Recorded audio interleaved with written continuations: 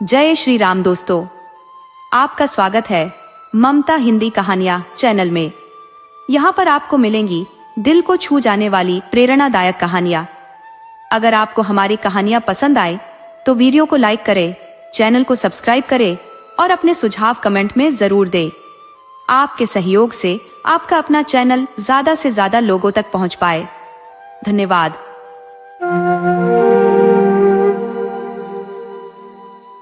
बहुत पहले की बात है। कश्मीर की खूबसूरत घाटी में एक राजा राज करता था। राजा का महल झेलम नदी के किनारे था। एक दिन राजा की रानी महल के झरोखे से बाहर देख रही थी। उसने एक मछली बेचने वाली को देखा जो मछलियों से भरी टोकरी लेकर शहर में बेचने जा रही थी। रानी ने मछली वाली को ऊपर बुलाया। मछली वाली ने अपनी टोकरी नीचे रखी। टोकरी में ऊपर ही एक बहुत बड़ी मछली थी। ये मछली नर है या मादा? अगर मादा होगी तो मैं ले लूंगी, रानी बोली।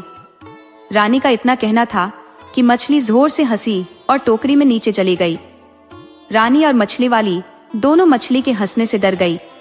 मछली वाली ने जल्दी से टोकरी उठाई और वहां से चल दी। रानी सोच में पड़ गई। मछली को हंसते हुए तो न कभी देखा न सुना। जरूर यह कोई विशेष मछली होगी। जब तक मछली के हंसने के रहस्य का पता नहीं लगा लूंगी, चैन से नहीं बैठूंगी।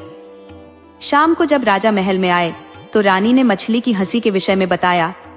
मछली आपकी बात सुनकर हंसने लगी। ये तो बड़े अचरज की बात है, राजा बोले। मैं कुछ नहीं जानती। आपको मछली क्यों हंसी इसका पता लगाना पड़ेगा, रानी ने जिद की। दूसरे दिन राजा का दरबार लगा था। राजा ने सारी बात बताई और बोले, क्या कोई बता सकता है कि मछली क्यों हंसी? जब कोई कुछ नहीं बोला तो राजा ने अपने वजीर से कहा कि 6 माह के अंदर वो मछली के हंसने का कारण पता लगाकर बताएं, वरना उनका सिर धड़ से अलग कर दिया जाएगा। वजीर उसी दिन से मछली के हंसने का कारण पता करने में लग गए। बड़े बड़े ज्ञानी पंडितों से, जादूगरों से, साधु सन्यासियों से सबसे पूछा, कोई कुछ नहीं बता सका। दूर दूर तक यात्राएं की पर कुछ पता नहीं चला। समय निकलता जा रहा था। 5 महीने निकल गए और वजीर कुछ पता नहीं लगा सके। उन्हें अपनी मृत्यु सामने दिखाई दे रही थी। उन्होंने अपने बेटे सुलेमान को बुलाया और कहा, बेटे, मुझे तो 1 महीने के बाद राजा मरवा देगा। कहीं राजा का क्रोध तुम पर भी न उतरे, इसलिए तुम यहाँ से चले जाओ। सुलेमान अपने पिता से बहुत प्यार करता था। वह बोला, मैं आपको अकेला छोड़कर नहीं जाऊंगा। वजीर ने उसकी एक नहीं सुनी और समझा बुझाकर सफर पर भेज दिया। सुलेमान दुखी मन से बिना सोचे समझे जो रास्ता मिला उसी पर चल दिया। चलते चलते रास्ते में सुलेमान को एक किसान मिला। किसान शहर से सामान आदि खरीद कर अपने गांव जा रहा था। सुलेमान ने सोचा, एक से भले 2। वह भी किसान के साथ साथ चलने लगा। थोड़ी देर चलने के बाद सुलेमान बोला, देखिए, चलते चलते हम दोनों थक गए हैं। ऐसा करते हैं कि आधे रास्ते आप मुझे लेकर चलिए और आधे रास्ते में आपको लेकर चलता हूँ। इस तरह से रास्ता आसानी से कट जाएगा। किसान उसकी बात सुनकर अचकचा गया। आधे रास्ते यह मुझे लेकर चलेगा और आधे रास्ते मैं? कैसी बेवकूफी की बात है, किसान ने सोचा और चुपचाप आगे बढ़ता रहा। थोड़ी देर में वे एक पहाड़ी के ऊपर थे। नीचे झेलम नदी की पतली धार दिखाई दे रही थी और ऊपर देवदार के पेड़ों का जंगल। दोनों एक पत्थर पर बैठकर सुस्ताने लगे। सुलेमान ने जेब से एक चाकू निकाला और उसे किसान को देकर बोला, आप ये चाकू लीजिए और जंगल से 2 घोड़े ले आइए, और हाँ, चाकू संभाल कर रखिएगा, बहुत कीमती है। चाकू लेकर मैं जंगल से घोड़े पकड़ लाऊं? यहाँ इस पहाड़ी पर घोड़े? या तो ये खुद पागल है या मुझे पागल बना रहा है, किसान बड़बड़ाया। थोड़ी देर में फिर से दोनों चल दिए। कुछ देर बाद दोनों एक खेत में पहुंचे। खेत में पकी हुई फसल कटने के लिए तैयार खड़ी थी। कितनी अच्छी फसल है, किसान फसल देखकर बोला। हाँ, वह तो है, पर पता नहीं फसल खा ली गई है या बची है, सुलेमान ने जवाब दिया। खा ली गई है? क्या मतलब है तुम्हारा? देख रहे हो फसल अभी कटी नहीं है और तुम कह रहे हो खा ली गई है? किसान गुस्से से बोला। मैंने तो यूं ही कह दिया, सुलेमान बोला। और वे फिर अपने सफर पर चल दिए। अब वे एक फूलों से भरी घाटी में पहुंचे। घाटी के एक ओर एक छोटी सी नदी बह रही थी। नदी के पार पहाड़ी थी जिस पर एक गांव दिखाई दे रहा था। किसान ने अपने जूते उतारे, पजामा ऊपर खोसा और नदी पार करने लगा। नदी अधिक गहरी नहीं थी, पर धार बहुत तेज थी और तलरहटी में ढेर सारे छोटे बड़े पत्थर थे। नदी पार करके किसान मुड़ा तो उसने देखा कि सुलेमान जूते पहने हुए ही नदी पार कर रहा था। सचमुच में ये पागल है, किसान ने सोचा। नदी पार करके दोनों पहाड़ी पर चढ़ने लगे।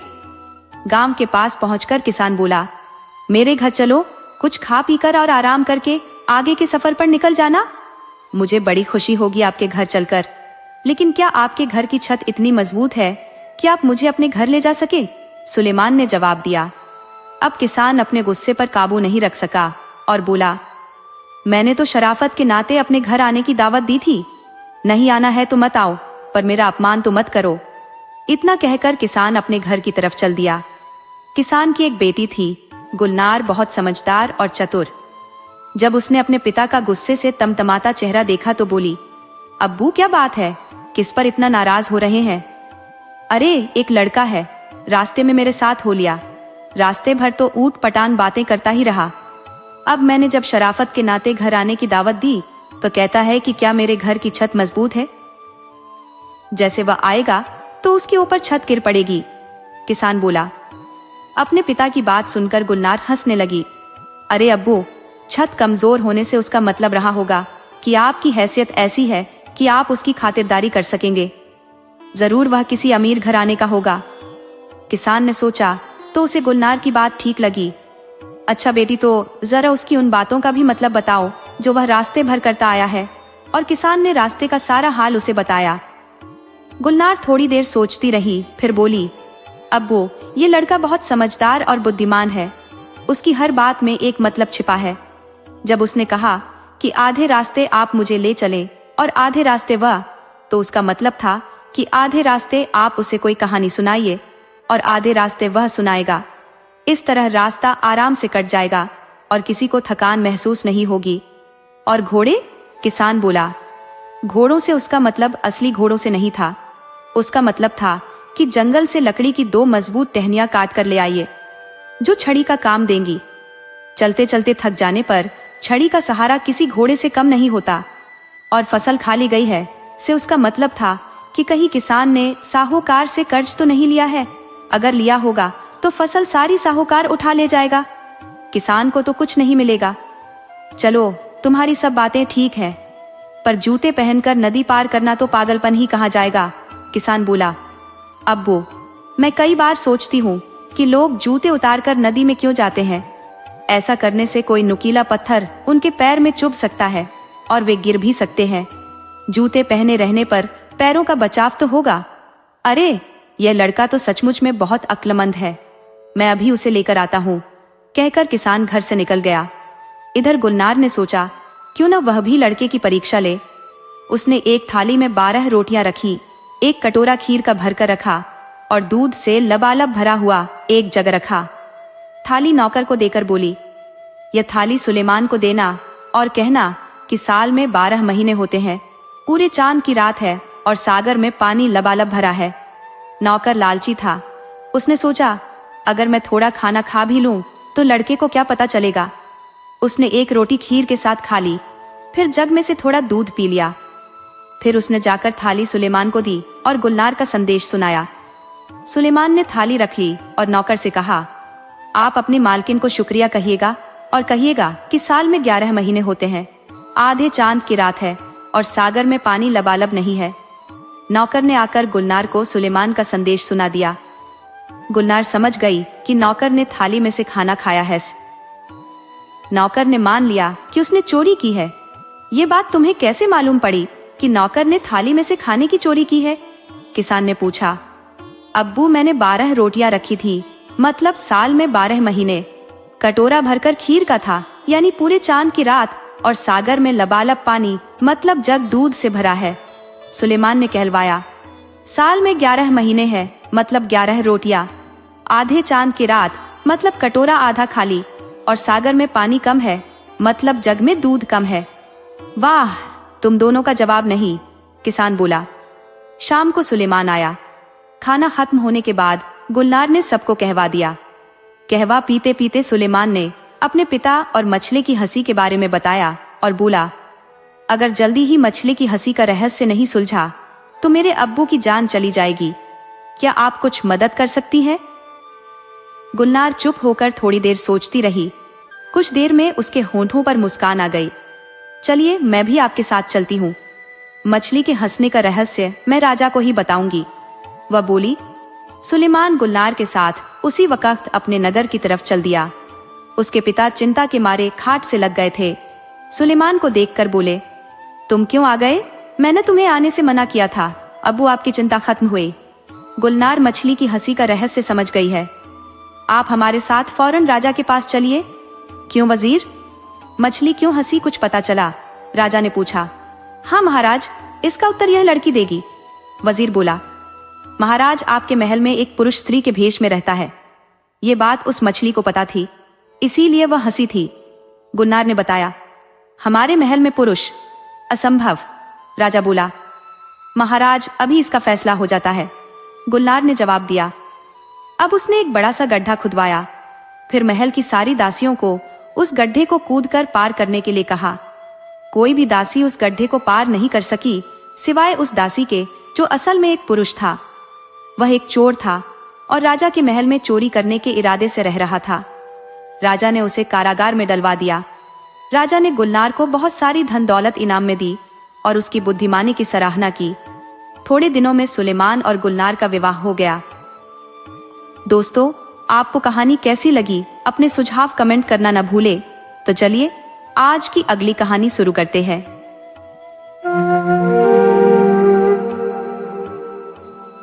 संध्या का समय हो चला था। महल के दीपक पंक्ति में रखे हुए टिमटिमा रहे थे। आती जाती हवा में उनकी लौ लहरा रही थी। सुइया एक खुरदरा ऊनी कंबल अपने इर्द गिर्द लपेटे महल के अतःपुर में बैठा हुआ जागते रहने की भरपूर कोशिश कर रहा था। उसी सुबह वहां बर्फ गिरी थी और कड़ाके की सर्दी पड़ रही थी। आसमान पर अब भी बादल छाए हुए थे। तभी उसे अपने कानों में कुछ मंद सा स्वर सुनाई पड़ा और वह झट से उठ बैठा। शायद उसकी प्यारी रानी वाकपुस्ता आ गई थी। रानी अपनी सेविका के साथ अंदर आई। नन्हा सुइया लपक कर रानी के पास पहुंचा और मैले से कपड़े में लिपटा हुआ एक उन्हें भेंट किया। ये क्या मेरे बच्चे? रानी ने पूछा। अरे, ये तो मेरा पसंदीदा फल है। तुम जरूर मुझे बहुत प्यार करते हो जो मेरी सेवा इस प्रकार करते हो। वह जानती थी कि वह बालक रोज पहरेदारों को चकमा देकर उसे उन्हें तोहफे देने चला आता है। रानी की स्नेह भरी वाणी सुनकर सुइया गदगद हो गया और उसके लंबे बालों और चमकीले जेवरों से सज्जित मुख को देखकर बोला, सब कहते हैं कि आप देवी हैं। रानी खिलखिलाकर हंस पड़ी। अच्छा, अब तुम्हें अपने घर जाना चाहिए, वह बोली। अंधेरा हो रहा है और रात के खाने के लिए तुम्हें जल्दी घर पहुंचना चाहिए। सुइया के कदमों में तेजी थी। हवा के बर्फीले थपेड़ों या जमीन पर पड़ी बर्फ में धंसते हुए अपने नन्हे पैरों का उसे भान भी नहीं था। उस वे दिन याद आ रहे थे जब रानी वाकपुस्ता और महाराज तुंजीना के साथ कश्मीर के बाहरी इलाकों में वह घूमने आया था। सुइया के पिता राजा के सेवक थे और इसलिए सुइया बेरोकटोक महल में घूमता रहता था और कभी कभी उसे किसी खास मौके पर राजा के साथ यात्रा करने का अवसर भी मिलता था। उस बार जब सभी यात्री भूखे प्यासे थे तो शाही दंपत्ति ने मुस्कुराते हुए कुछ ही देर पहले लगाए वृक्षों की ओर संकेत किया था। जिन वृक्षों पर क्षण भर पहले तक कुछ नहीं था, उन्हीं पर तरह तरह के रसीले फल लटक रहे थे। सुइया अकेला ही था जिसकी भूख ऐसा चमत्कार देखकर हवा हो गई थी। इतने बड़े और लाल लाल सेब उसने पहले कभी नहीं देखे थे। उनका रस जो उसकी ठोड़ी को गीला करता हुआ नीचे टपक रहा था, वह तो बस अमृत ही था। सुइया की माँ दरवाजे पर खड़ी बेचैनी से उसका इंतजार कर रही थी। महल में इतनी देर कैसे हो गई बेटा? उसे देखते ही माँ बोली। रानी को भेंट जो देनी थी, सुइया शान से बोला तो माँ बस मुस्कुरा भर दी। सुइया के बाल मन में रानी के लिए इतना श्रद्धा देखकर माँ चिंतित हो जाती थी। उसके पति पदम ने राज दंपति के बारे में बहुत सी बातें सुनाई थी। प्रजा का मानना था कि 2 दिव्य प्राणियों ने अवतार लिया है। लोग तो यह भी कहते थे कि और तो और मौसम भी उनके आदेश का पालन करता है। कुछ ही दिनों बाद कश्मीर में अकाल पड़ा।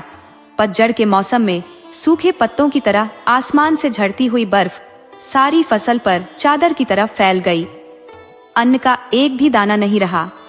राज्य के गोदाम खाली हो गए और लोग भूखों मरने लगे। हमारे दयालु राजा चिंतित है, पदम अपनी पत्नी से बोला। वे दिन भर घूम कर बीमारों की सेवा करते हैं और राज्य में मृत्यु के इस हमले के पलटने की कोशिश करते रहते हैं, परंतु अकाल तो थमने का नाम ही नहीं ले रहा था। सुइया सूख कर कांटा हो चुका था। कमजोरी की हालत में ही वह फिर महल गया। थकान की वजह से सुच्चा कई दिन से वहां नहीं जा पाया था। पानी वाला दलिया खाकर अब उसका पेट नहीं भरता था। लेकिन नन्हा सुइया जब अपने माता पिता को आंखों में डर और निराशा देखता तो न रोता न ही जिद करता। राजसभा के पास से गुजरते हुए उसने राजा को कहते सुना, मेरे हीरे जवाहरात सब ले जाओ, इन सब को बेचकर मेरी प्रजा को विनाश से बचा लो। जब मेरे लोगों के प्राण ही जा रहे हैं तो यह शानो शौकत मेरे किस काम की। सुइया ने घर लौटकर कुछ थोड़ बहुत खाया। बाहर सड़कों पर लोग भूख से तड़प रहे थे। हर घर में कोहराम मचा था। जो बच्चे दिन भर सड़कों पर ऊधम मचाते थे वही अपनी भूखी बेजान आंखें लिए बर्फीले हवाओं से बेखबर अपने घरों के दरवाजों पर चित्त पड़े थे। लोग अपने सिरों पर अपना बचा खुचा सामान उठाए बर्फ की मार सहते हुए शक्तिहीन पैरों से सीमा की ओर रेंग रहे थे। अगले दिन पदम सुइया को उठाकर महल ले आया। ले ही जाओ उसे, इसी बहाने इसका ध्यान भूख से तो हटेगा। सुइया की मां अश्रुपूर्ण आंखों से बोली। जाने ईश्वर हमें किस बात की सजा दे रहा है। दिन भर सुइया महल के प्रांगण में बैठा रहा। उसके आसपास लोग आ जा रहे थे पर उसे किसी भी बात का होश नहीं था। शाम हुई और महल में फिर रोशनी की गई। सुइया को एक जानी पहचानी आवाज सुनाई दी और वह धीरे धीरे अतःपुर की ओर चल पड़ा। वहां उस बच्चे को रोकने वाला कोई न था। पहरेदार खुद बेजान बीमार से पड़े थे। जब सुइया को राजा का उदास स्वर सुनाई दिया तो उसका दिल तेजी से धड़कने लगा। मैं हार गया, मैं अपनी प्रजा के किसी काम ना आ सका। जरूर मुझसे कोई पाप हुआ है जिसकी सजा मुझे देवता दे रहा है। मुझ जैसे राजा का मर जाना ही अच्छा है। मैंने फैसला कर लिया है, मैं इस निरर्थक शरीर को अग्नि में भस्म कर दूंगा। फिर रानी बोली। उसके स्वर इतने मीठे और दृढ़ थे कि सुइया की आंख भर आई। उठिए महाराज, ऐसे शोक से क्या लाभ। सुइया सुन रहा था। राजा अपनी प्रजा के प्रति अपने कर्तव्य से विमुख नहीं हो सकता। उसी तरह पत्नी का भी अपने पति के प्रति कर्तव्य है। आपके और प्रजा के दुखों का निवारण मैं करूंगी। आप धीरज रखें। क्या मेरा कहा कभी भी व्यर्थ हुआ है। रानी ने इतना कहा ही था कि सुइया को कुछ गिरने की आवाज आई। वह प्रांगण की ओर भागा। वहां बहुत से दरबारी जमा थे और खूब हैरान हो रहे थे। वह जैसे ही उनकी ओर बढ़ा वैसे ही वे लोग रुके और भगवान को धन्यवाद देते हुए उन गिरी हुई वस्तुओं को तत्परता से बांटने लगे। यह क्या है? सुइया ने पूछा। आसमान से क्या गिरा है? मृत कबूतर, एक राज्याधिकारी बोला, जो उसके पिता का मित्र था। बोला, ये रखो और घर जाकर अपनी माँ को देना। इन्हें खाकर हम कम से कम जीवित तो रहेंगे। इसे खाना वर्जित तो है पर क्या करे, स्वयं देवताओं ने यह खाना हमारे लिए भेजा है। सुइया कबूतरों को लेकर घर भागा। जब रास्ते पर उसने लोगों के हुजूम देखे तो वह जान गया कि मृत कबूतर पूरे राज्य में गिरे हैं। उसके अपने घर में 21 कबूतर गिरे पड़े थे, ठंडे निर्जीव, लेकिन औरों को जीवन की आशा देते हुए। सुइया की मां ने दौड़कर उसे गले से लगा लिया। मेरे बच्चे, हमें जीवन मिल गया। हमें पेट भरने के लिए आखिर कुछ तो नसीब हुआ। अगली सुबह राजा ने राज्य भर में घोषणा कर दी कि वह चमत्कार रानी वाकपुस्ता की कृपा से हुआ है। प्रजा ने सुना तो बहुत प्रसन्न हुई और सबके हृदय अपनी रानी के प्रति श्रद्धा और आदर से भर गए। लेकिन सुइया कुछ चुपचाप सा सोच में डूब गया। उसका पेट तो अब भर गया था, लेकिन उसका मन भारी हो गया था। शाम होते ही वह महल की तरफ चल पड़ा। एक बार फिर से सारे राज्य में रौनक लौट आई थी। सब रास्तों पर दीपमालाएं थी। लोग फिर सड़कों पर निकल आए थे और उधर महल में पहरेदार भी खुश थे। उन्होंने सुइया को देखा तो स्नेह से उसका सिर थपथपाने लगा। सुइया बिना रुके अतःपुर की ओर चल पड़ा और दरवाजे पर जाकर ठहर गया। उसे अधिक इंतजार नहीं करना पड़ा। उसे एक जानी पहचानी पदचाप सुनाई। और कुछ ही देर में रानी उसके सामने थी। वह एक पल रुकी और फिर सुइया का हाथ थामकर उसे अंदर ले गई। क्या इस बार मेरे लिए कोई भेंट नहीं? रानी उसका हाथ थामे हुए ही स्नेह से मुस्कुराई। तुम्हारे चेहरे का रंग तो लौट आया है, पर आंखें उदास है, ऐसा क्यों? सुइया ने उन सुंदर आंखों में देखा और उसकी भावनाएं शब्द बनकर फूट पड़ी। वे कबूतर, सुइया का स्वर उदास था, वे सब मृत है। आप तो देवी है, प्राणों की रक्षा करती है, आपने उनके प्राण कैसे ले लिए? रानी सुइया का हाथ छोड़ते हुए मुस्कुराई और बाहर फैली बर्फ की सफेद चादर को देखने लगी, जो अंधेरे में भी चमक रही थी। वे सचमुच के कबूतर नहीं थे, रानी कोमलता से बोली। कबूतरों के रूप में वह सिर्फ भोजन था, जिसे देवताओं ने सबके लिए भेजा था और आने वाले कई दिनों तक भेजते रहेंगे। तुम यह बात किसी से नहीं कहना। नन्हे सुइया के मन को शांति मिल गई और रानी के लिए उसका स्नेह दुगना हो गया। अब उसके पांव अपने घर की ओर तेजी से बढ़ रहे थे। दोस्तों, आपको कहानी कैसी लगी? अपने सुझाव कमेंट करना न भूले। तो चलिए आज की अगली कहानी शुरू करते हैं।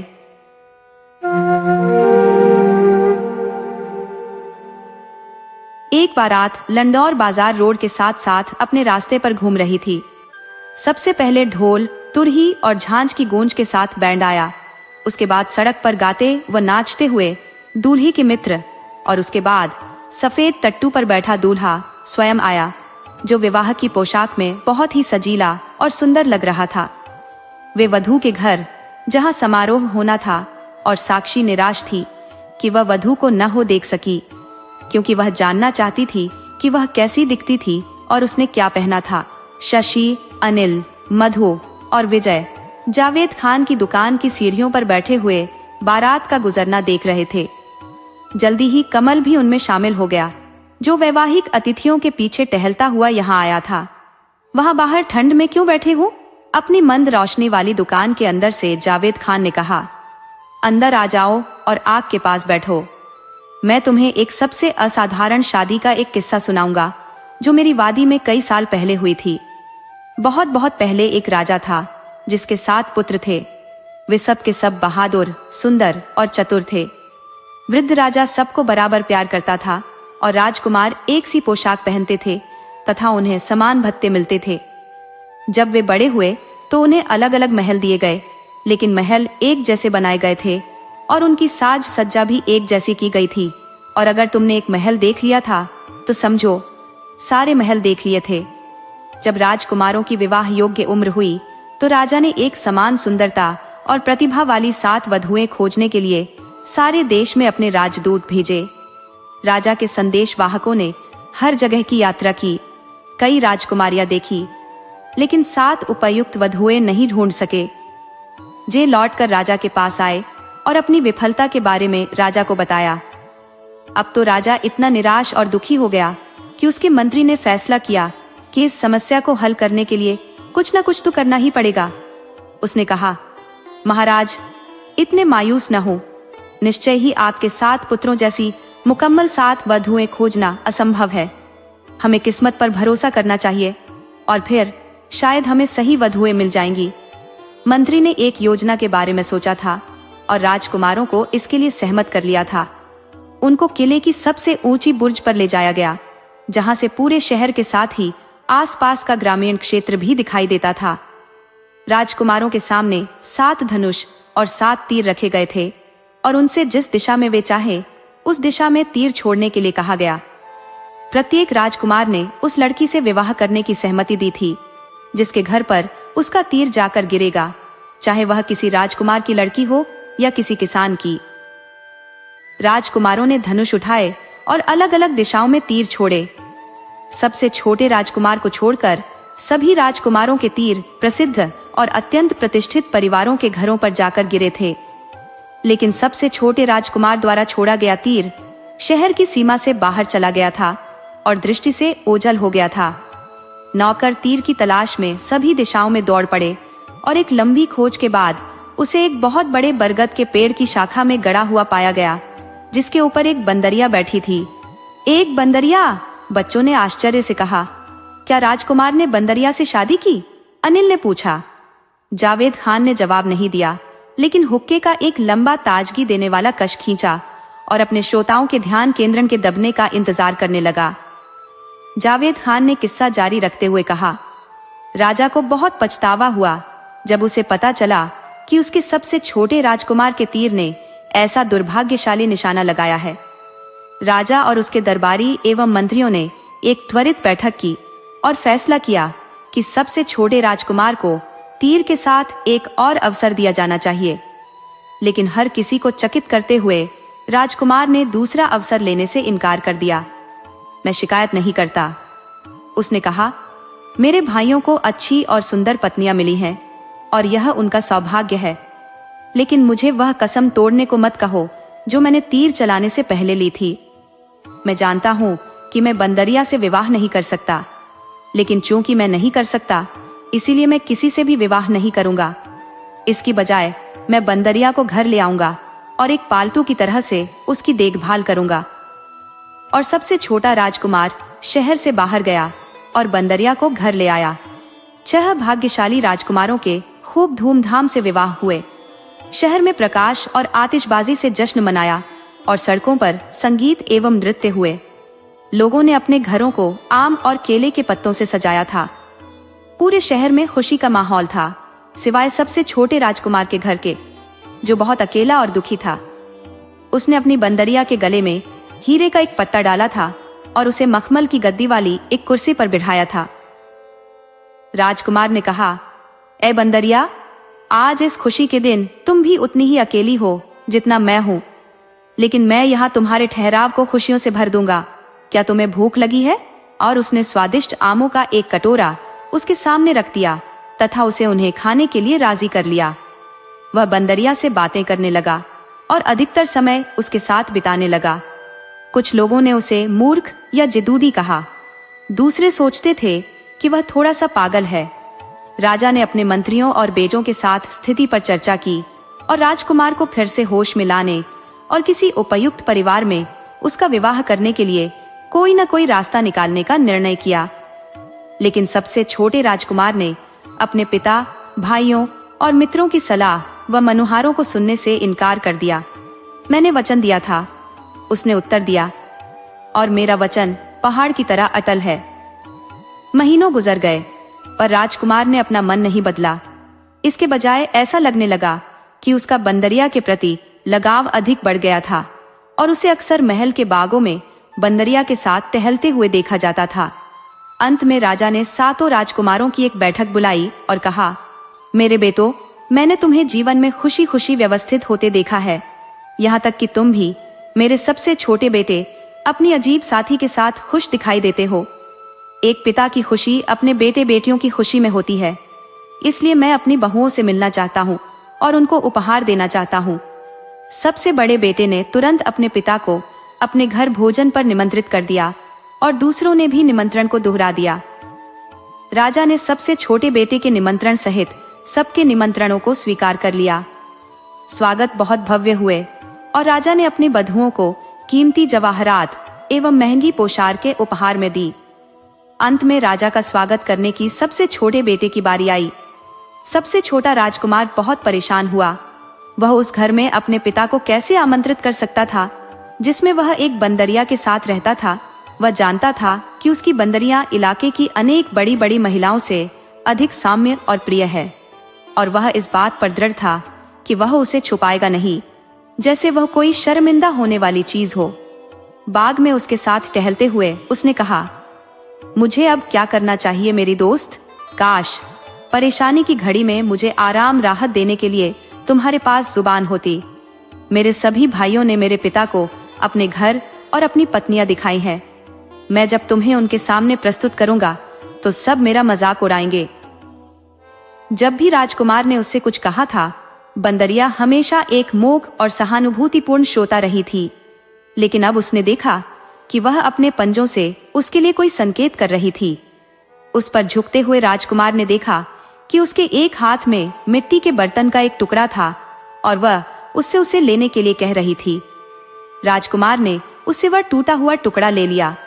उस पर सुंदर जनाना हस्तलेख में ये शब्द लिखे हुए थे, चिंता न करें राजकुमार, उस स्थान पर जाए जहां आपने मुझे पाया था।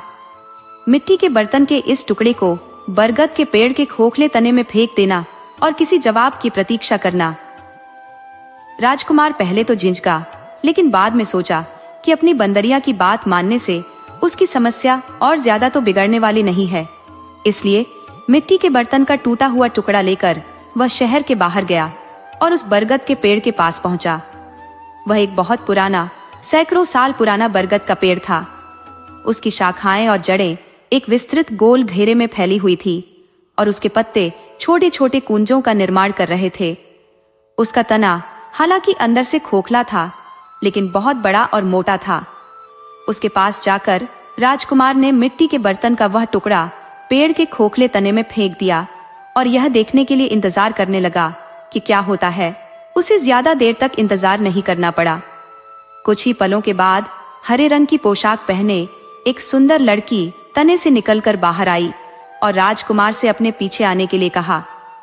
उसने राजकुमार को बताया कि उसकी राजकुमारी, परियों की रानी, उसे व्यक्तिगत रूप में मिलना चाहती थी।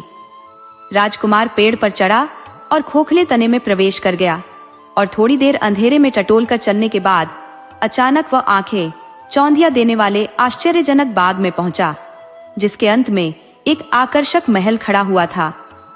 ऊंचे ऊंचे सूरजमुखी के फूलों से बाग की सीमा बनी हुई थी।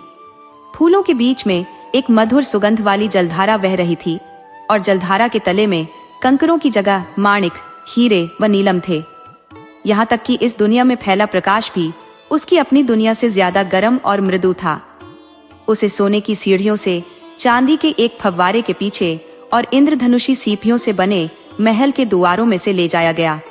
लेकिन जिस कमरे में उसे ले जाया गया था, उस कमरे का वैभव परियों की उस राजकुमारी के अतुल्य सौंदर्य के आगे फीका पड़ गया था, जो उसके सामने खड़ी थी।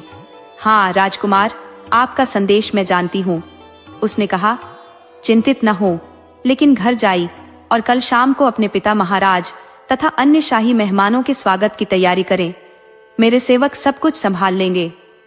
अगली सुबह जब राजकुमार अपने महल में जागा तो एक अद्भुत नजारा उसकी आंखों के सामने था। उसका महल जैसे एक नए जीवन से भर गया था। उसके बाग आम, पपीता, अनार और आड़ू के फलदार पेड़ों से भरे हुए थे। पेड़ों की छाया में स्टॉलें लगी थी, जिन पर फल, मिठाइयाँ, इत्र और शरबत उपलब्ध थे। बच्चे लॉन में खेल रहे थे और पुरुष व स्त्रियां संगीत सुन रहे थे। राजकुमार ने जो देखा उससे वो हक्का बक्का रह गया था और तब तो वह और भी ज्यादा अचंभित हुआ जब उसने अपने महल में प्रवेश किया और वहां भरपूर शोर व गतिविधियां पाईं। स्वादिष्ट भोजनों से मेजें लदी हुई थी।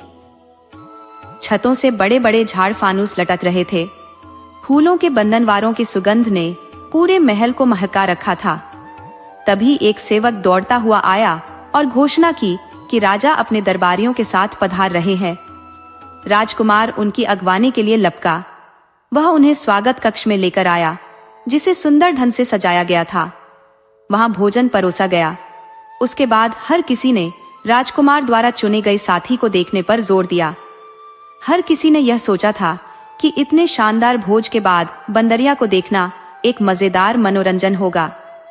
राजकुमार उनके अनुरोध को टाल नहीं सका और उदास मन से बंदरिया की तलाश में अपने कमरे में गया। उसे उस उपहास से डर लग रहा था जिसका उसे सामना करना था।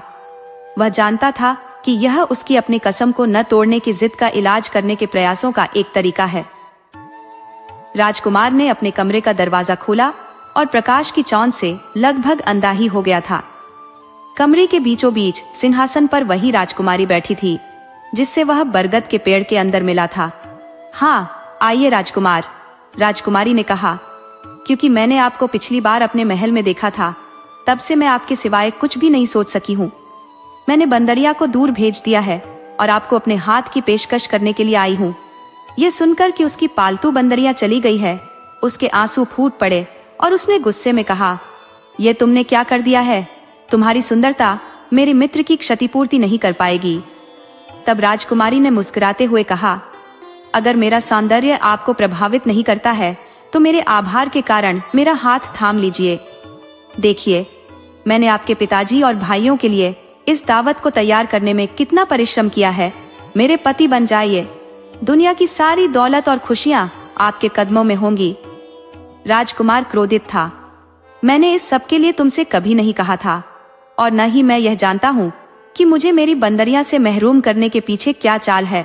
उसे मेरे पास वापस लाओ, मैं तुम्हारा दास बन जाऊंगा।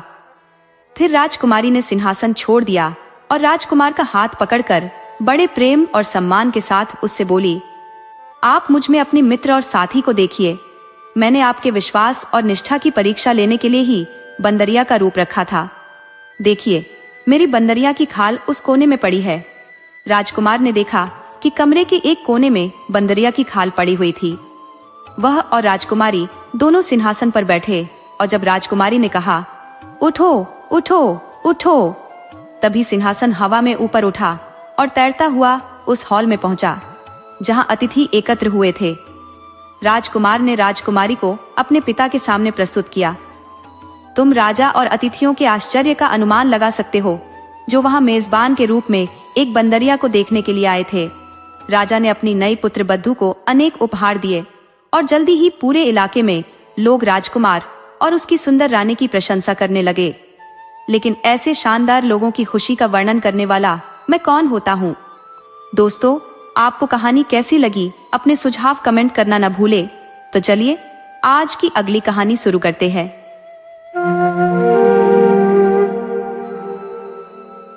जावेद खान ने कहना शुरू किया, लगभग 30 साल पहले झुकी कमर वाला भिखारी, जिसका नाम गणपत है, बिल्कुल सीधा और खड़ा था। उस समय वह एक नौजवान था। उसकी शादी हुई ही थी। हालांकि उसके पास कई एकड़ जमीन थी। वह अमीर नहीं था और गरीब भी नहीं था। जब वह अपनी फसल 5 मील दूर बाजार में ले जाता था, वह बैलगाड़ी का उपयोग करता और गांव की धूल भरी सड़क पर चलकर जाता था। उसका गांव हमारे नीचे फैली घाटी में स्थित था। हर रात को घर लौटते समय गणपत को पीपल के एक पेड़ के पास से गुजरना होता था, जिस पर किसी भूत का वास बताया जाता था। उसे कभी पेड़ पर भूत नहीं मिला था और वह इसमें विश्वास भी नहीं करता था। लेकिन भूत का नाम जो उसे बताया गया था बिपिन था, जो कि बहुत पहले एक डाकू था और उसे उसी पेड़ पर फांसी दी गई थी। तब से ही बिपिन का भूत उस पेड़ पर रहता था और अक्सर उन लोगों पर झपट पड़ता था जिन्हें वह पसंद नहीं करता था। कभी कभी उनकी पिटाई करता था तो कभी उनके गले पर कूदकर उनकी पाचन क्रिया गड़बड़ कर देता था। शायद गणपत के बार बार उस पेड़ के नीचे से आने जाने के कारण बिपिन उससे नाराज हो गया था, क्योंकि एक रात को उसने गणपत पर हमला करने का फैसला कर लिया। उसने पेड़ से छलांग लगाई और रास्ता रोककर सड़क के बीचों बीच खड़ा हो गया। वह चिल्लाया, तुम अपनी बैलगाड़ी से नीचे उतरो, मैं तुम्हें मारने जा रहा हूँ। गणपत जाहिर है सख्ते में आ गया, लेकिन उसे इसका कोई कारण नजर नहीं आया कि उसे भूत की आज्ञा क्यों चाहिए। मेरा मरने का कोई इरादा नहीं है, उसने जवाब दिया। तुम खुद गाड़ी पर चढ़ जाओ, बोला ना, किसी आदमी की तरह, बिपिन चिल्लाया और उछलकर बैलगाड़ी पर गणपत के पास पहुंच गया। लेकिन मुझे इसका कोई एक अच्छा सा कारण बताओ कि मैं क्यों तुम्हारी जान न लूं। अगर तुमने मुझे मार दिया तो बाद में बहुत पछताओगे। मैं एक गरीब आदमी हूँ और मेरी एक पत्नी है जिसका मैं ही सहारा हूँ। तुम्हारे गरीब होने से इसका कोई संबंध नहीं है। बिपिन ने कहा, ठीक है, तो मुझे अमीर बना दो। अगर तुम बना सकते हो तो तुम समझते हो कि मेरे पास तुम्हें अमीर बनाने की शक्ति नहीं है। मैं तुम्हें मुझे अमीर बनाने की चुनौती देता हूँ। गणपत ने कहा, तो चलते रहो, बिपिन चिल्लाया। मैं तुम्हारे साथ तुम्हारे घर चल रहा हूँ। गणपत ने बैलगाड़ी गांव की तरफ बढ़ा दी। बिपिन पीछे बैठा हुआ था। मैंने ऐसी व्यवस्था की है, बिपिन ने कहा, अन्य कोई नहीं, केवल तुम मुझे देख सकोगे। और दूसरी बात, मुझे हर रात तुम्हारे पास सोना होगा और किसी को इसका पता नहीं लगना चाहिए। अगर तुमने मेरे बारे में किसी को बताया तो मैं निश्चित रूप से तुम्हें मार डालूंगा। चिंता मत करो, गणपत ने कहा, मैं किसी को भी नहीं बताऊंगा। अच्छा है, बिपिन ने कहा, मैं तुम्हारे साथ रहने का इंतजार कर रहा हूं। वहां पेड़ पर रहते हुए मैं अकेलापन महसूस कर रहा था। तो बिपिन गणपत के साथ रहने आ गया और वे हर रात एक दूसरे के साथ सोने लगे और उनमें बहुत अच्छी पट रही थी। बिपिन उतना ही अच्छा था जितने उसके शब्द थे, और कल्पनीय व अकल्पनीय स्रोतों से पैसा बरसने लगा, जब तक गणपत इस स्थिति में नहीं पहुंच गया कि और जमीन तथा मवेशी खरीद सके। किसी को भी उसके विपिन के साथ सहयोग के बारे में पता नहीं था। हालांकि स्वाभाविक है, उसके मित्र और रिश्तेदार जरूर आश्चर्य करते थे कि इतना धन आ कहां से रहा था। इसी समय के दौरान गणपत की पत्नी रात को लगातार उसकी अनुपस्थिति से चिंतित थी। पहले तो उसने अपनी पत्नी को बताया था कि उसकी तबीयत ठीक नहीं थी, इसलिए वह बरामदे में सोएगा। फिर उसने कह दिया कि रात को कोई उसकी गाय चुराने की कोशिश कर रहा था, इसलिए उसे उनकी रखवाली करनी होगी। इसके बाद विपिन और वह गायों के बाड़े में सोए। गणपत की पत्नी रात को अक्सर उसकी जासूसी करती थी, लेकिन उसने उसे हमेशा गायों के बीच में सोते हुए ही पाया। उसके अजीब व्यवहार को समझ पाने में असमर्थ रहने पर उसने यह बात अपने माता पिता को बताई। वे गणपत के पास आए और उससे पूछताछ की। गणपत के खुद के रिश्तेदार भी उसकी आय में वृद्धि का स्रोत बताने पर जोर दे रहे थे। एक दिन चाचा चाचिया और दूर के चचेरे भाई सब यह जानने के लिए उसके घर आ धमके कि यह सब पैसा आ कहां से रहा था। क्या आप लोग चाहते हो कि मैं मर जाऊं? अपना धैर्य खोते हुए गणपत ने कहा, अगर मैं अपनी दौलत का कारण आपको बताता हूं तो मैं सब कुछ खो दूंगा। लेकिन उन्होंने इसे एक चालाकी भरा बहाना मानते हुए उसका मजाक उड़ाया, क्योंकि उन्हें शक था कि वह इस सारे पैसे को अपने पास ही रखना चाहता था। अंत में वह सब लोगों की मांगों से इतना तंग आ चुका था कि उसने सारी सच्चाई उगल दी। उन्होंने इस सच्चाई पर भी विश्वास नहीं किया। लोग कम ही करते हैं, लेकिन इससे उन्हें बातें करने का एक विषय मिल गया था और वे कुछ समय के लिए चले गए। लेकिन उस रात को विपिन गायों के बारे में सोने नहीं आया। गणपत गायों के साथ अकेला सोया। उसे डर लग रहा था कि अगर वह सो गया तो जब वह सोया हुआ होगा, विपिन उसे मारने का फैसला कर सकता है। लेकिन ऐसा लगता था कि भूत की भावनाएं इतनी आहत हुई थी कि वह वहां से चला गया था और गणपत को उसके हाल पर छोड़ गया था। गणपत को पूरा यकीन था कि उसके अच्छे भाग्य का अब अंत आ चुका था। अगले दिन जब वह बाजार से अपने गांव के लिए बैलगाड़ी से लौट रहा था तो पीपल के पेड़ से विपिन ने छलांग लगाई। झूठा दोस्त! बैलगाड़ी को रोकते हुए वह चिल्लाया, मैंने तुम्हें वह सब कुछ दिया जो तुम चाहते थे, फिर भी तुमने मेरे साथ विश्वासघात किया। मुझे बहुत खेद है। गणपत ने कहा, तुम चाहो तो मेरी जान ले सकते हो। नहीं, मैं यह नहीं कर सकता। विपिन ने कहा, हम लंबे समय तक दोस्त रहे हैं, लेकिन मुझे तुम्हें दंड तो देना ही होगा। पीपल के पेड़ से एक डाली तोड़कर उसने उससे गणपत की पीठ पर इतनी बार मारा जब तक कि उसकी कमर पूरी तरह से झुक नहीं गई। उसके बाद कहानी समाप्त करते हुए जावेद खान ने कहा, वह फिर से सीधा नहीं हो सका और 20 साल से अधिक समय से वह इस विकृत रूप में रह रहा है।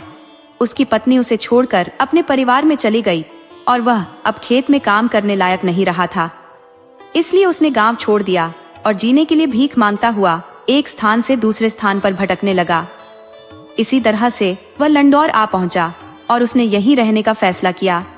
यहाँ के लोग अन्य स्थानों की बजाय अधिक दयालु लगते हैं, कम से कम गणपत ऐसा सोचता है। और इतनी ऊंचाई पर यहाँ कोई पीपल का पेड़ नहीं है। लेकिन उस धन का क्या हुआ जो उसने विपिन से प्राप्त किया था? कमल ने पूछा। वह गायब हो गया। जावेद खान ने कहा, जैसे इस प्रकार की सभी चीजों को होना चाहिए। उस धन का क्या महत्व है जिसके लिए तुमने खुद कोई मेहनत नहीं की है? दोस्तों, आपको कहानी कैसी लगी अपने सुझाव कमेंट करना न भूले। तो चलिए आज की अगली कहानी शुरू करते हैं। अगली शाम कश्मीरी की दुकान में एक स्टूल पर बैठे हुए कमल ने कहा, तो यह था वह सबसे असाधारण विवाह जिसके बारे में आपने हमें कल बताया था जावेद खान। यह एक परी कथा थी। अनिल ने कहा, ऐसी सभी कहानियों का अंत सुखद होता है। ऐसा नहीं है हुजूर, कोई कहानी कभी समाप्त नहीं होती है और खुशी एक ऐसी चीज है जो आती है और चली जाती है। ये इंद्रधनुष की तरह दुर्लभ है। क्या राजकुमार और बाद में राजकुमारी बन जाने वाली बंदरिया के साथ कुछ और हुआ था? शशि ने पूछा। बहुत सी बातें, जावेद खान ने कहा। आओ पास पास आकर इकट्ठे हो जाओ, नहीं तो ठंड तुम्हारी हड्डियों में चली जाएगी। अब सुनो, जावेद खान ने कहा। अन्य राजकुमार जल्दी ही अपने सबसे छोटे भाई के अच्छे भाग्य से ईर्ष्या करने लगे और उसे गिराने के लिए चालें चलने लगे। एक दिन उन्होंने उससे कहा, भाई, तुम्हारी पत्नी एक परी है, लोगों की एक ऐसी नस्ल से संबंधित है जो अपने अविश्वसनीय और शैतानी तरीकों के लिए प्रसिद्ध है। हम जानते हैं कि तुमने वह खाल अभी तक रखी हुई है जिसे वह पहले पहनती थी। तुम उसे क्यों रखे हुए हो? तुम कभी नहीं जान सकते कि कब उसका मन बदल जाए और वह फिर से बंदरिया बन जाए। हमारा सुझाव है कि जितना जल्दी संभव हो उस खाल को नष्ट कर दो। राजकुमार ने उनके सुझाव पर सोचा और यह देखते हुए कि उनकी बात में दम है, उसने वह खाल निकाली और जलती हुई आग में झोंक दी। तुरंत आग में से तेज चीखें आने लगी और राजकुमारी खुद धुएं में से प्रकट हुई और महल की तरफ दौड़ी। और उसके बाद पूरा महल, बाग और हर वह चीज जो परी अपने साथ लाई थी एक साथ गायब हो गए।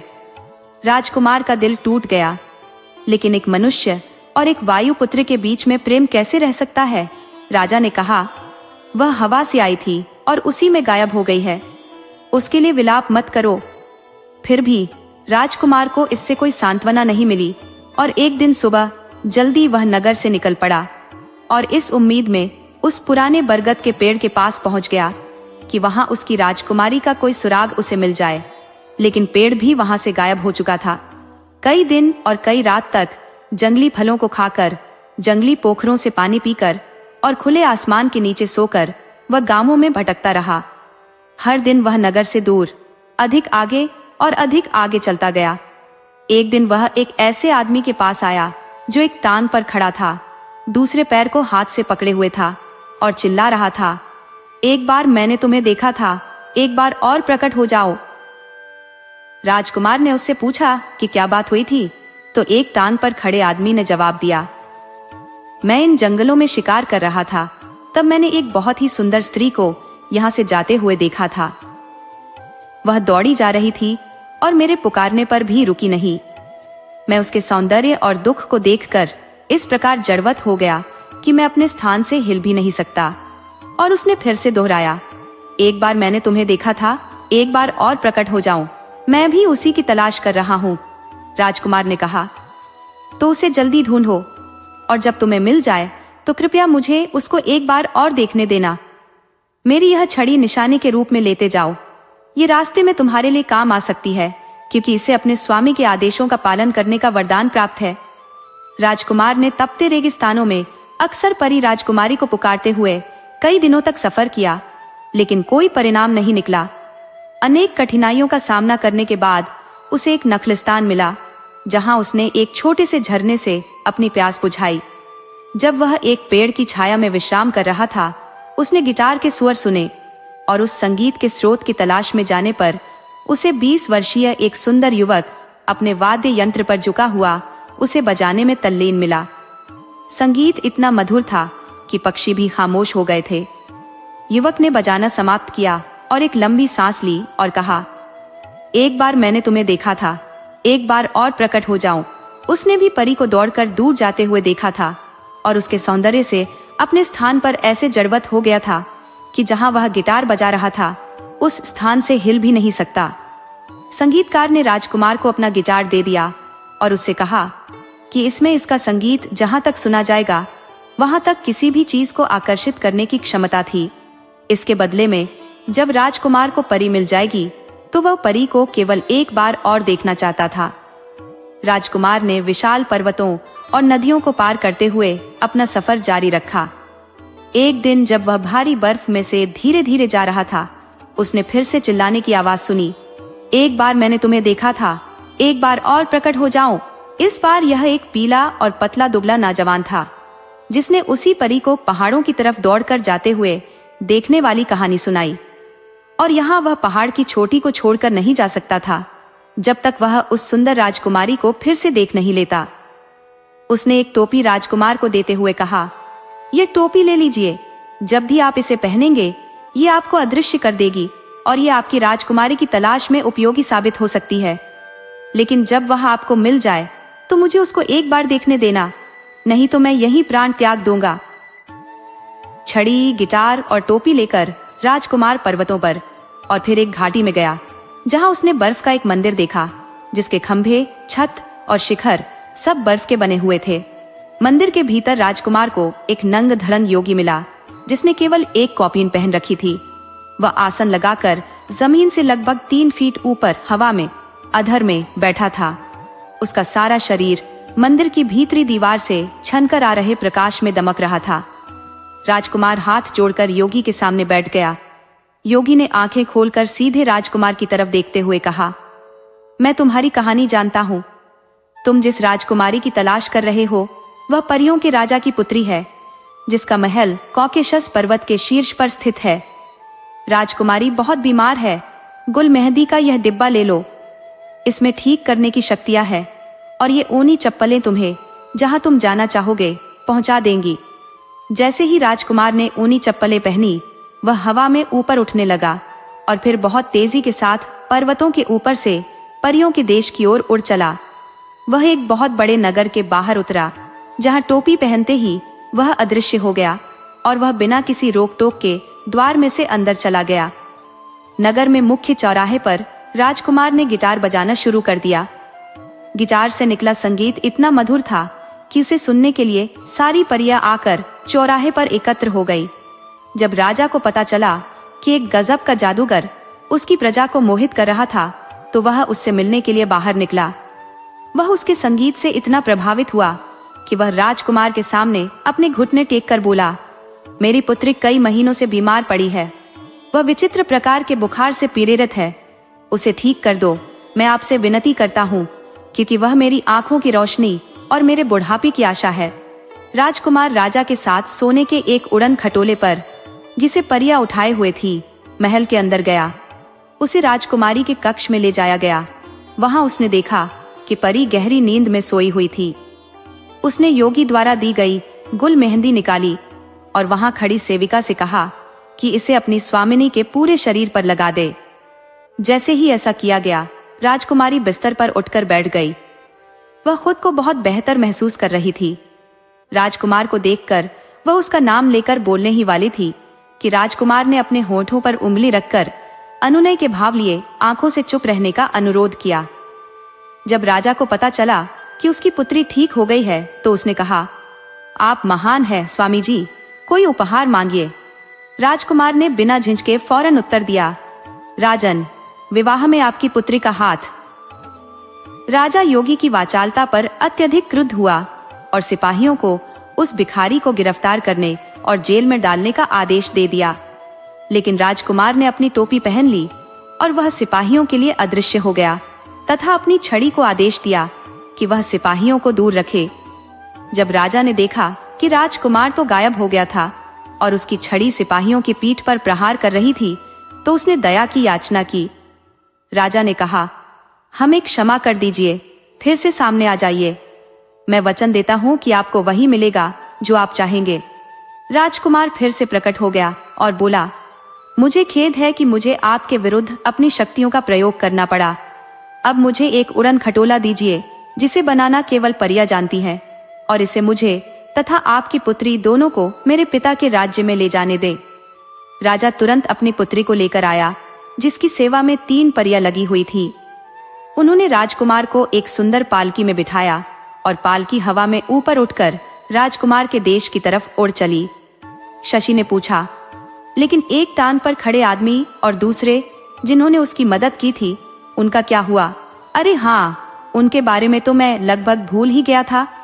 जावेद खान ने जोड़ा, लेकिन राजकुमार नहीं भूला था। रास्ते में उन लोगों की चीजें उन्हें लौटाने के लिए वह रुका था और उसे परी के साथ वापस आया देखकर वे बहुत खुश हुए थे और वे फिर से अच्छी तरह चलने फिरने लगे थे। थोड़ी देर सोचने के बाद जावेद खान ने कहा, वे वापसी में राजकुमार के साथ ही उसके राज्य में गए। वहां उन्होंने उन 3 परियों से विवाह किया जो राजकुमारी की दासियां थी, और वे सब हमेशा खुशी खुशी रहने लगे।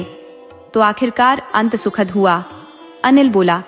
अब कमल ने पूछा, उन ईर्ष्यालु भाइयों का क्या हुआ? जहां तक राजकुमार के भाइयों की बात है, जब उनके पिता राजा को उनके द्वारा की गई शैतानी का पता चला, तो वह इतना क्रुद्ध हुआ कि उसने उन्हें उत्तराधिकार से वंचित कर दिया और उन्हें जेल में डाल दिया गया होता। अगर सबसे छोटे राजकुमार ने राजा को उन्हें माफ करने के लिए मनाया नहीं होता, उन्हें माफी दे दी गई और उनके लिए उपयुक्त पेंशन तय कर दी गई। और अब मेरे दोस्तों, अब तुम सबके घर जाने का समय हो गया है। दोस्तों, आपको कहानी कैसी लगी अपने सुझाव कमेंट करना न भूले। तो चलिए आज की अगली कहानी शुरू करते हैं।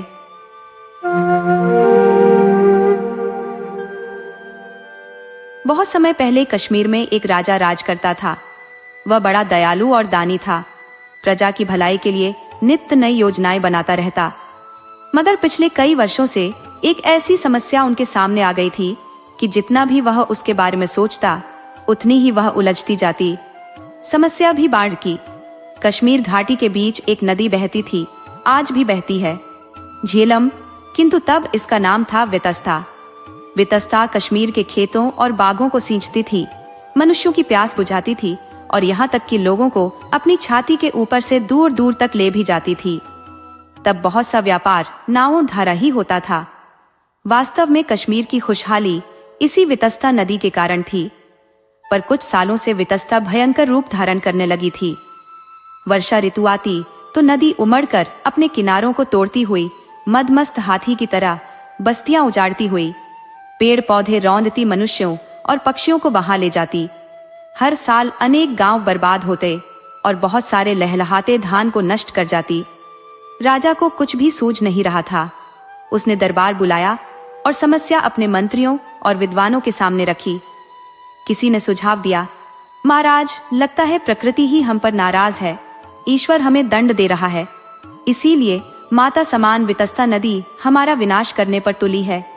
उसे प्रसन्न करने के लिए महायज्ञ किया जाना चाहिए।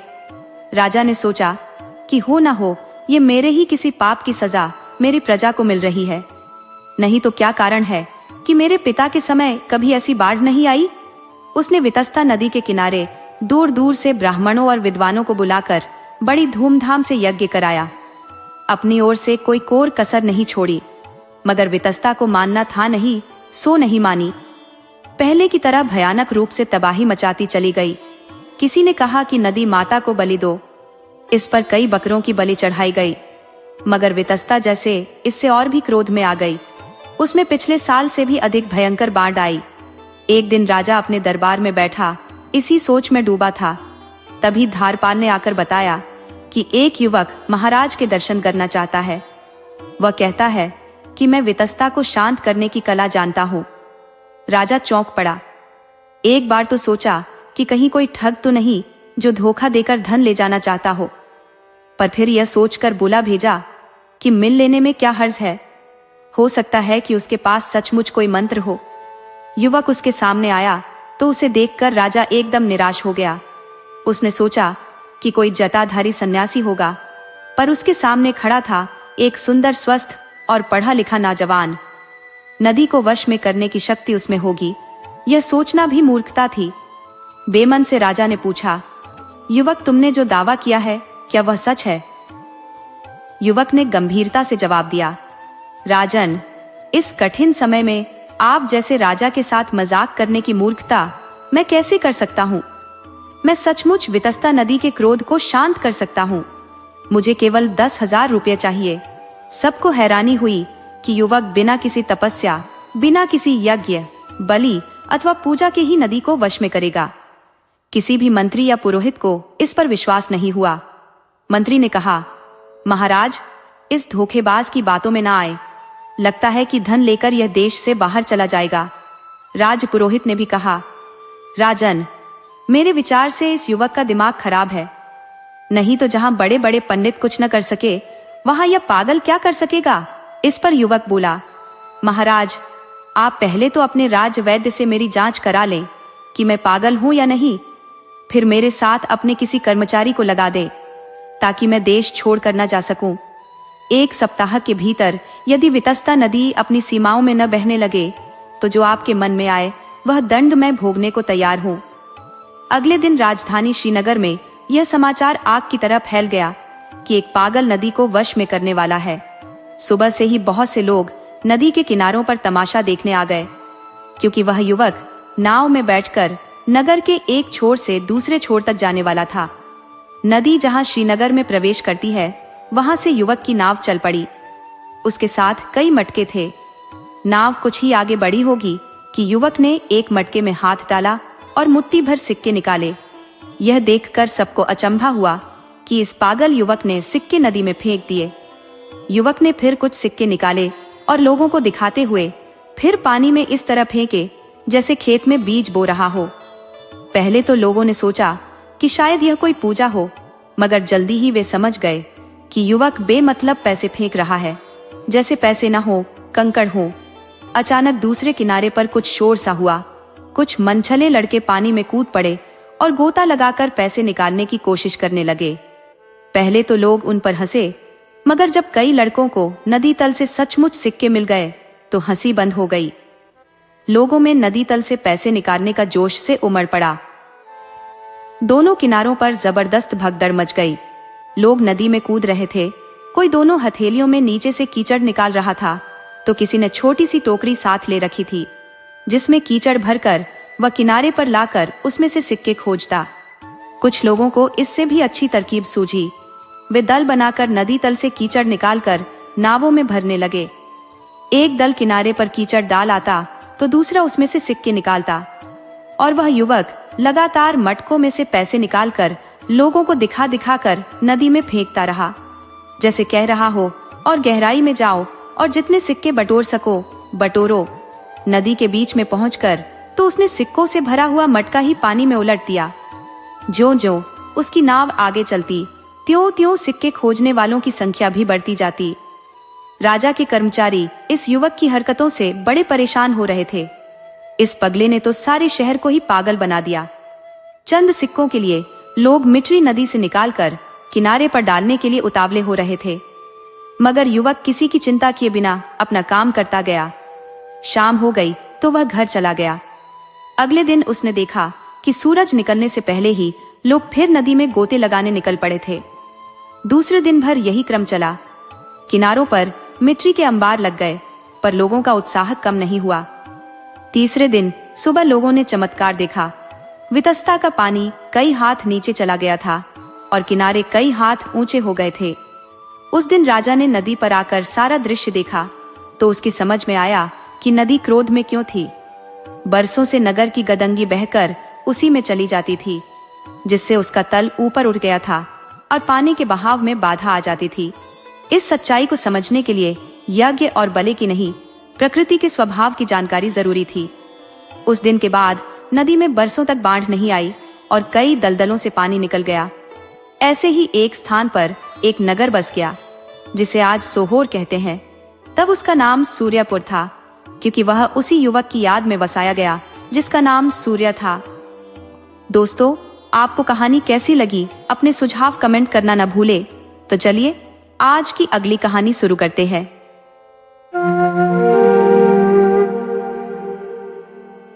कई साल पहले कश्मीर की ऊंची पहाड़ियों में एक धनी किसान रहता था जिसका नाम ध्रुस था।